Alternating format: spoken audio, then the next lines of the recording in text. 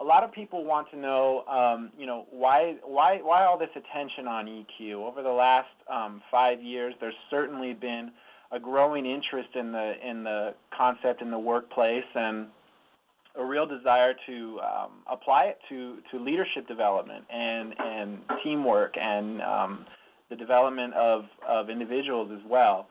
Well, besides the fact that relationships are critical to how businesses function in the modern economy, there's also a very strong link, which I'll show in this presentation, between emotional intelligence and bottom line performance of companies.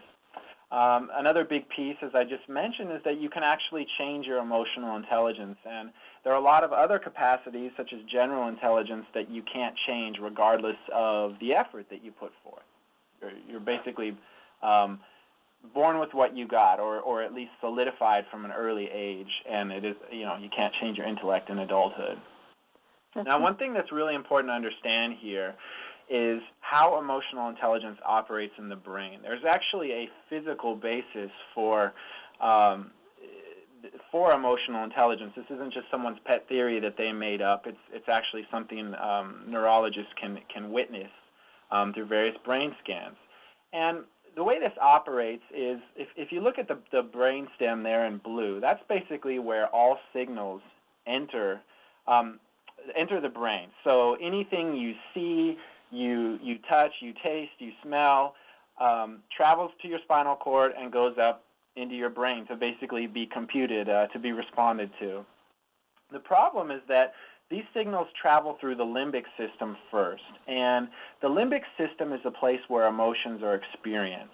So we're actually having an emotional reaction to events before we're able to have a rational response to them. The rational brain is, or a rational section of the brain is all the way up there in the prefrontal cortex, and so you're basically, your brain is processing the emotion and feeling the emotion before your rational capacities are engaged, before you're able to respond rationally. So we are truly wired to be emotional creatures. And emotional intelligence as a skill actually combines the two. What you're talking about here when you're increasing your emotional intelligence is you're increasing the flow of communication between the rational and emotional parts of your brain. You're increasing your capacity to read and understand emotions, and also to respond to them, whether it be to attempt to control them or accentuate them, or whichever you need in the situation to be more effective. Conceptually, it's also important to understand how emotional intelligence operates.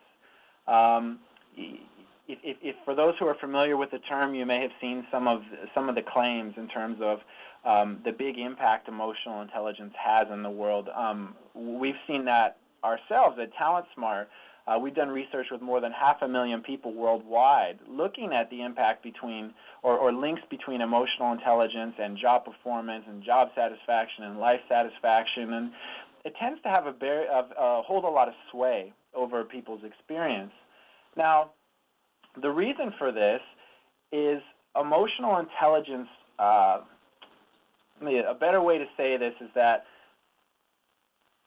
you experience thousands and thousands of emotions every day, and they play a role in most everything you say and do, whether you're aware of them or not. Emotions influence our behavior in a very large way.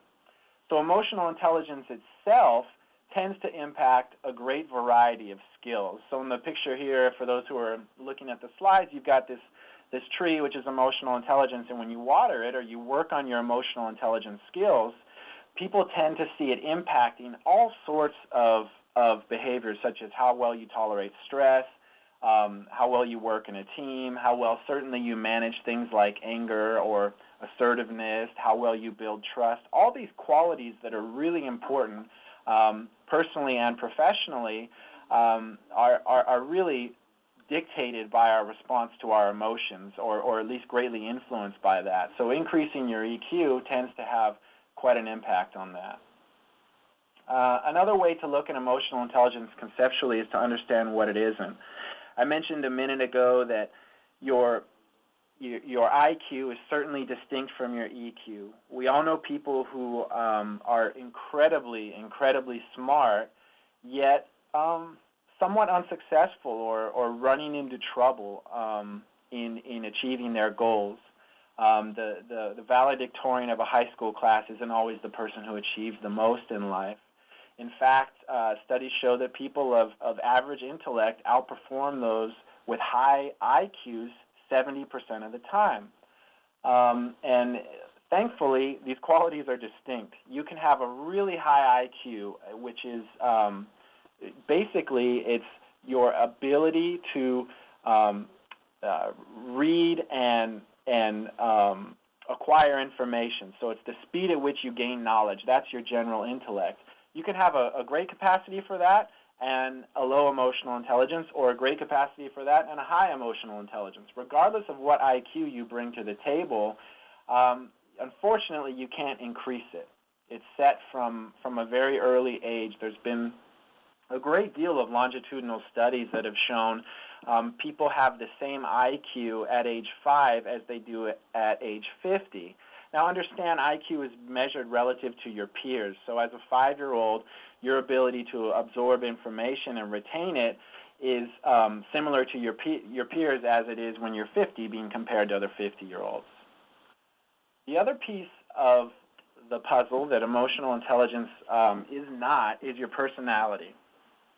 Now, personality is a stable set of behavioral traits that we also carry throughout life and are very resistant to change. So these are things like extroversion, introversion, really preferences that people have where they function most effectively when they're able to apply these qualities. Now, your personality is also distinct from your EQ. You can be an outgoing individual with a very low EQ, and vice versa. The two really aren't, they're dictated by different areas in the brain, and so they operate differently.